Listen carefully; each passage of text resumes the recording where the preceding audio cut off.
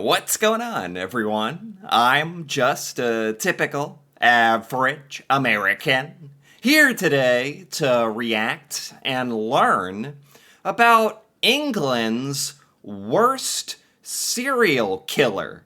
So, this is someone I have never heard of before, but his name is Harold Shipman, and today I want to learn more about what exactly he did to become so notorious in Britain.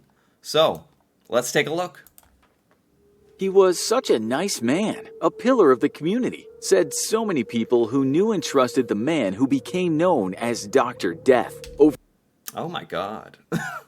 What an intro. Man, I know today is going to be a bit disturbing, to say the least. But just to start out that way, where it's like this is a man that a lot of people thought was actually a good guy, that a lot of people trusted. That's an extra level of disturbing, isn't it? For decades, this serial killer visited the homes of his patients, and when he left, those patients were perhaps too often no longer breathing. But how What? chronic was his compulsion to kill? Wait, what? His patients? He, what occupation did he have? Was he a doctor or a nurse? So, I know that sometimes there's nurses that travel around and visit people's homes. He's called Dr. Death? Is that true? Maybe he is a doctor? That's that's sick. That's disgusting. Oh my god. I'm just now processing this. This is deeply disturbing. He is a doctor that goes to people's homes for like house calls and did what? So he left and people his patients died. The people who are supposed to, in a position of vulnerability and trust doctors the most, a doctor is someone you really, man, don't expect to be a serial killer, to say the least. Oh my god. At first, it was thought he'd murdered a handful of people, and then it was scores of his victims, with the final number still being disputed. What we do know is that Mr. Shipman could have been the most prolific serial killer of all time. Harold Shipman was known to a lot of people. He was a family doctor and a He's a family doctor. He's a family doctor. No way. I've never heard of a story like this. There's some mass murderers, serial killers, criminals, horrible people that are infamous here in the United States. I guess I'm just not familiar with these individuals in Britain. I've never heard of Dr. Shipman. They don't even know how many people he actually killed. What exactly did he do to them? I almost don't want to know, but we gotta continue. We gotta press forward, I guess. He might be the most prolific serial killer ever in history. We don't know.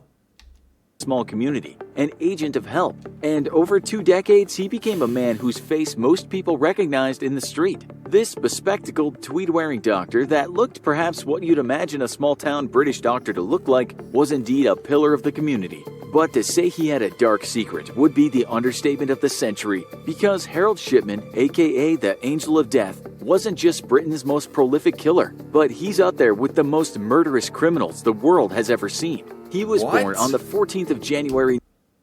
Oh my, I can't believe I've never heard of this individual before. Because it sounds like he's Britain's most notorious serial killer. Is that correct?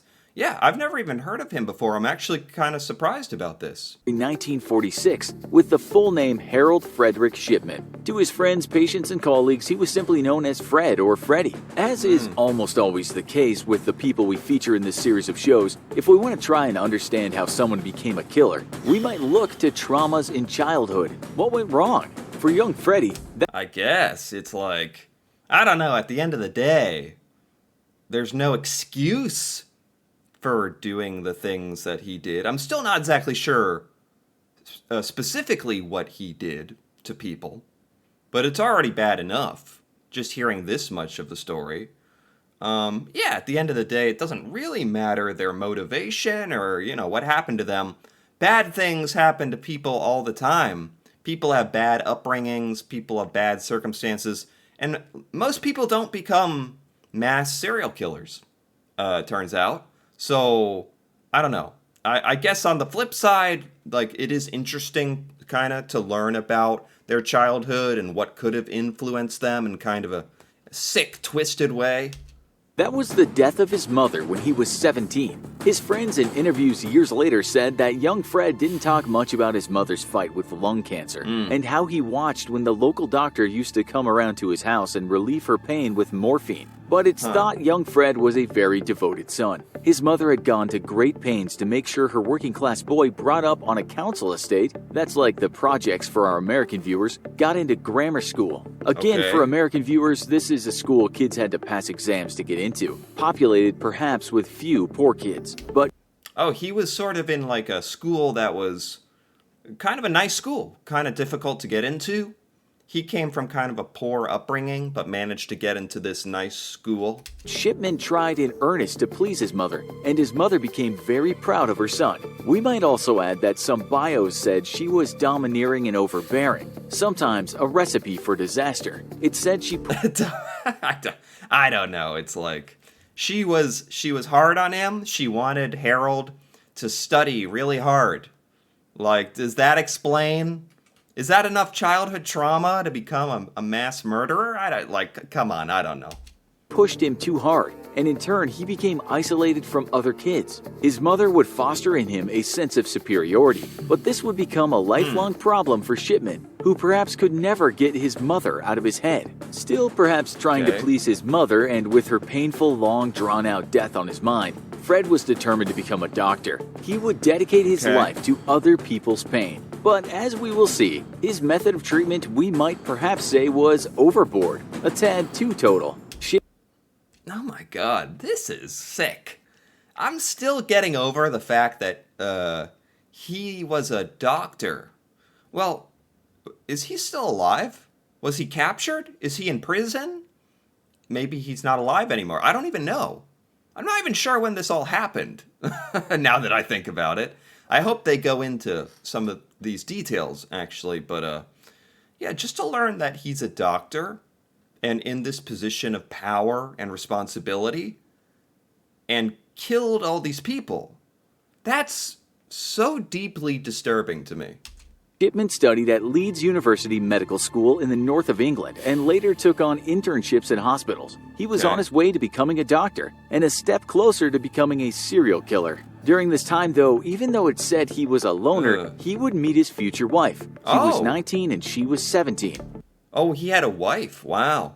At 19 years old. Wow. When she became pregnant with their first child, they would have 4 kids in total. In 1974, he would get his first job as a GP, or general practitioner. That's basically your run-of-the-mill family doctor. The clinic where he worked was located in a small town called Todmorden in West Yorkshire, which on the outside looks like a beautiful rural town, nestled between valleys, what a poet might have called England's green and pleasant land. But looks can be deceiving, because even though Shipman might have looked like he was living the perfect rural life, he was at that time forging prescriptions of the opioid called pethidine. Forging prescriptions of pethidine? Like giving people pethidine? Like illegally or without their knowledge? Yep, he was hooked on a kind of prescription heroin. Oh, he was forging prescriptions of pethidine, which is basically heroin, for himself. He was addicted to these drugs. Wow. He was caught and fined, but after some rehab, he was back in business. He was caught doing this? Fined, but he was still allowed to keep his medical license. He was still allowed to practice medicine and be a doctor, even after all that. Wow. Obviously, those were the first telltale signs in hindsight that something was wrong. But he was really abusing himself and his own body at that point. So, I guess, man, I don't know. I don't know what the law is here in America either. Like, what it takes to lose your license to practice medicine, or like if what he did was a felony, or what level of crime, or but apparently it didn't matter, and he remained a doctor. In 1977, he began working in another small community, this time on the other side of those valleys in a place called Hyde, just outside Manchester. Okay, so we should tell you now that we don't exactly know when Dr. Shipman consummated his curse and became Dr. Death. It's generally thought that he didn't waste much time and was killing when starting out in Todmorden. How many he killed is a number that changes by the source, but it was a lot. Hundreds. But how many hundreds? We still do not know. Hundreds? Hundreds? He killed hundreds of people? Patients? How could nobody notice? How could nobody catch on that hundreds of his patients were dying? That didn't seem strange, or I don't know, maybe they'll explain more about this. Also, how did he kill them? Did he make it look like an accident? Did he give them drugs and treatment that was killing them, and no one really understood that? I assume it's something like that. This might make him the worst serial killer in history, but getting the exact body count is not always easy. Oh my There God. have been a couple of deranged Colombians that might have a stake in the most kills count, and as historians point out, data from some countries might be unreliable. Oh my God. Then you also have some depraved rich Europeans from times past who also took great pleasure in murdering scores of peasants for their amusement. Oh my So God. he's now working in this small Lancashire town. He'll stay there for around 2 decades, and Mr. Shipman, as we have said, will become what's called a pillar of the community. In fact, one of the senior doctors who worked with him said that Shipman would take on a massive workload, and his patients, for the most part, adored him. People adored him. He was respected in the community. People loved him. That just makes this story even creepier, to be honest. He was said to be the most popular doctor at the medical center. What could possibly go wrong? The answer to that is his patients seemed to kick the bucket a lot, perhaps before their time was up. Psychologists have said that he might have murdered some of his patients because of the power it gave him. He became God, and the memory of his dying mother was never far away. But Okay, yeah. Again, it's sort of interesting to think about why criminals like this do what they do, but on the other hand, there's obviously no excuse for it. Maybe an interesting reason, like he's insane, and he wanted to be God and avenge his mother, or I don't know, and it doesn't really matter, other than, it's a little interesting. But it said he also murdered when there was money in it for him. In one case, someone's will. He also obtained large amounts of morphine by saying he needed it for patients that sometimes didn't actually need it. According to the Guardian newspaper, most of his victims were old women. That report says his first victim was a 71-year-old woman who Shipman got rid of in 1975. His victims were older women who had illnesses or ailments, or... But anyway, the point is they were older, so no one questioned it as much when they passed away, I guess? It was the eve of her birthday, too. His youngest victim was a 41-year-old man, and his eldest a 93-year-old woman. Killing became easier for him when he left that medical center and started his own practice in the same town. I still don't understand how so many people under his care could die and nobody really notice or care. Maybe he just had so many older patients. It was just within the normal range of probability that, that amount of the older population would pass away. It didn't look that out of the ordinary, I guess. There's no other explanation for how this went on for so long. You might well be thinking, how come no one noticed that there was this doctor in town that if you saw, there was a good chance your days were numbered? Yeah. Didn't anyone say, wait a minute, my mom was all right on Friday, and on Saturday she was found slumped over in her chair. Yeah. And that's what happened to so-and-so's mother. And the other woman, too. Well, apparently no one could see past the nice man in a tweed jacket. It wasn't until 1998 that the local undertakers in the town of Hyde started saying that it seemed like a lot of bodies were coming from him. Indeed, it was soon found out that his death rate was 10 times higher than other doctors. What? No way. What? it seems impossible to me. I can't believe this. I guess he must have been a really good actor. He really must have had people fooled that he was a nice guy. His death rate was 10 times bigger than normal. And nobody noticed until the funeral people finally noticed. I can't believe this. On top of that, many of those that died did so in the same position, like a drug addict that's overdone it. The mostly old women were sat upright or slumped on a sofa, and they were fully clothed. The Guardian writes that the police investigation in '98 was a shamble, stating that police didn't check inconsistencies of his medical notes with the deaths of his patients. The police investigation failed to carry out even the most basic checks, including whether Shipman had a criminal record, wrote the Guardian. But oh my god, this explains.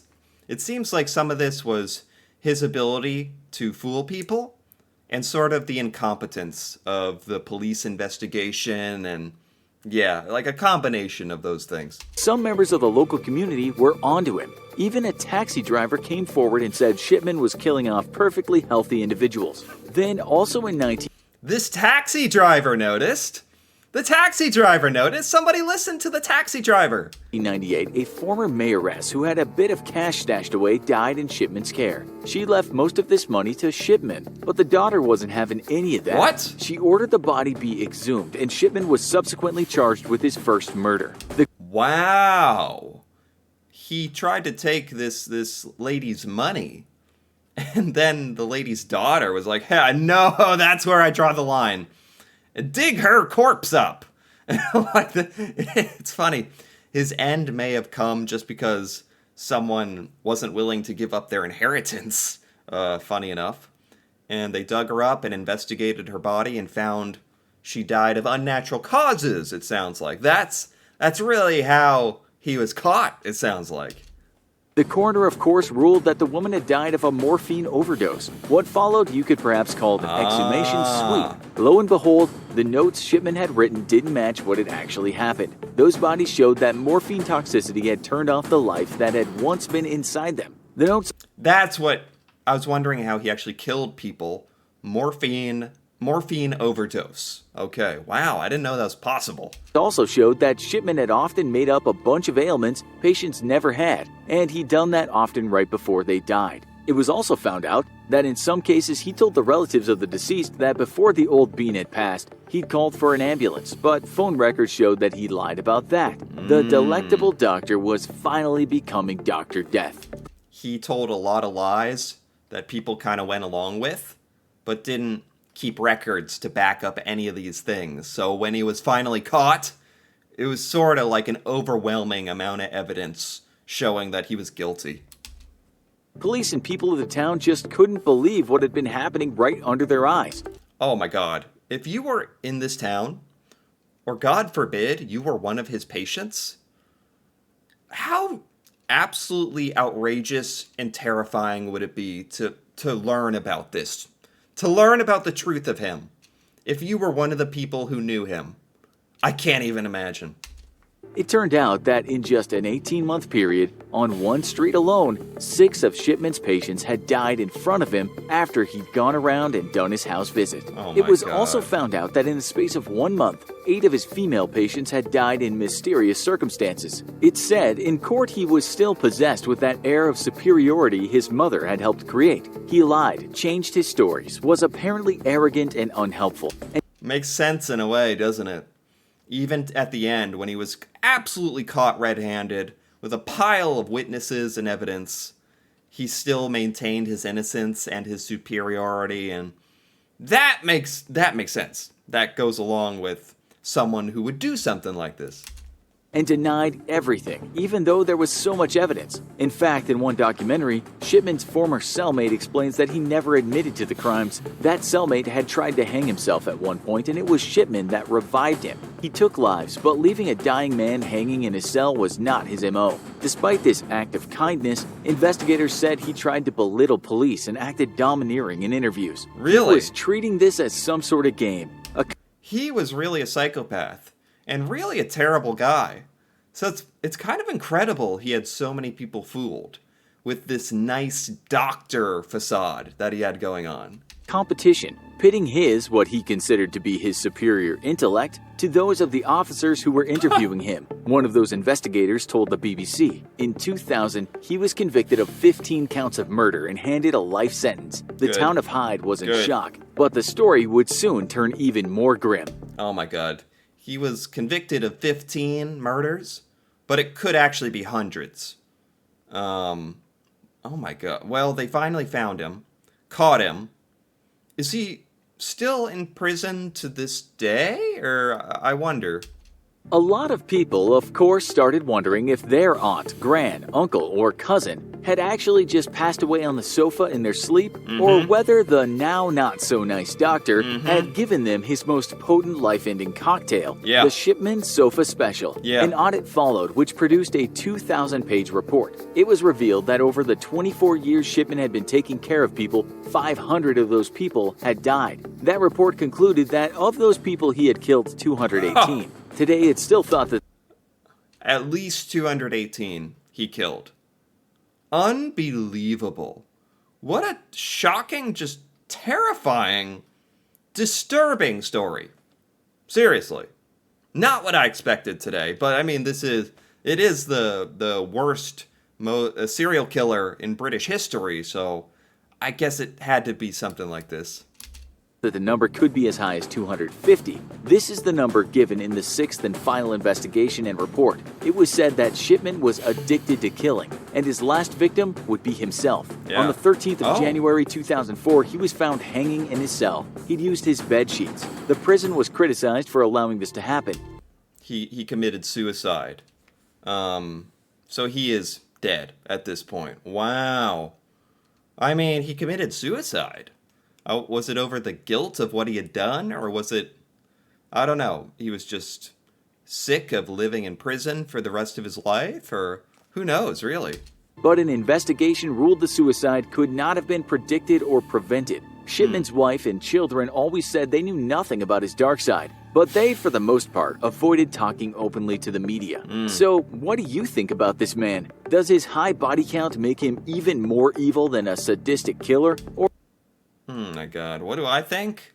I think this is disgusting. I'm glad he was caught. I don't mind that he's no longer living. Seems like a pretty bad person, to be perfectly honest. And this was a really disturbing story that I probably could have gone without hearing. But it is an interesting part of British history, and one that, happened and needs to be acknowledged. And I have absolute, sympathy for the families of anyone who is affected by this monster. Oh my God, I'm going to be thinking about this one for a while. But it was an interesting story, nonetheless. In a weird way, us humans are kind of drawn to the curiosity of disgusting monsters like this. And I guess I was today as well. So, anyway, if you enjoyed this too, feel free to give this video a like or leave a comment with your thoughts on the Doctor of Death, the worst serial killer in British history, Harold Shipman. And if you're interested in more videos like this, me reacting to Britain and learning about British culture, usually not so dark and disturbing, feel free to subscribe for more. And until then, thanks for watching, and see you next time.